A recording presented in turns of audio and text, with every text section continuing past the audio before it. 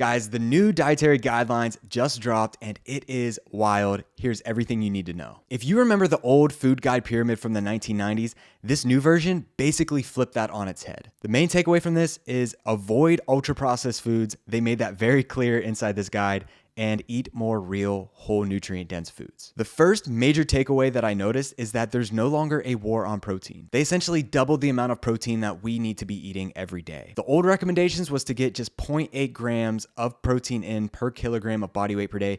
That's just the bare minimum needed to basically prevent muscle wasting. But they upped that to 1.6 grams of protein per kilogram of body weight per day. And they say this should be the foundation of the pyramid. Eat things like red meat, steak, eggs, cheese, full-fat dairy. Speaking of dairy, full-fat dairy is back. There are no limitations on full-fat dairy. They encourage the consumption of full-fat milk and butter. While they still did limit the cap of saturated fat at 10% of total calories, this is still a huge win because they recommend consuming things like butter and tallow, which they have never done in the past. This finally officially reverses the low-fat dogma that we've been hearing for decades. And now, maybe most importantly, there was absolutely no mention of seed oils inside this entire guide. For the past 70 years, it's always been encouraged to replace those animal fats, butter and tallow, with canola, corn, cottonseed, sunflower, soybean, safflower, grapeseed oils. But now we are encouraged to eat more butter and tallow, and there's no mention of these heart-healthy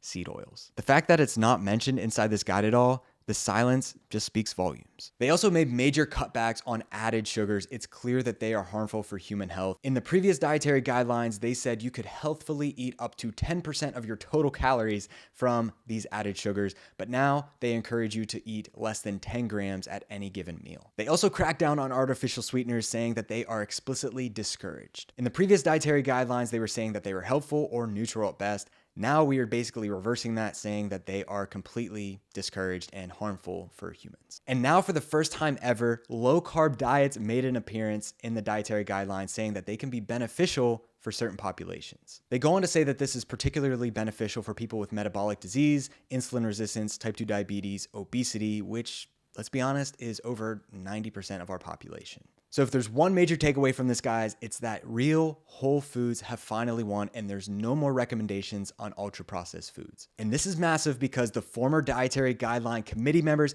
in decades past have always had financial ties to big food and big pharma, which have biasly skewed the recommendations for our policies of these dietary guidelines. Now, if you guys want the entire breakdown of the new dietary guidelines for Americans, I wrote an entire article breaking down everything in detail. Just comment me below and I will send you a direct link to read it.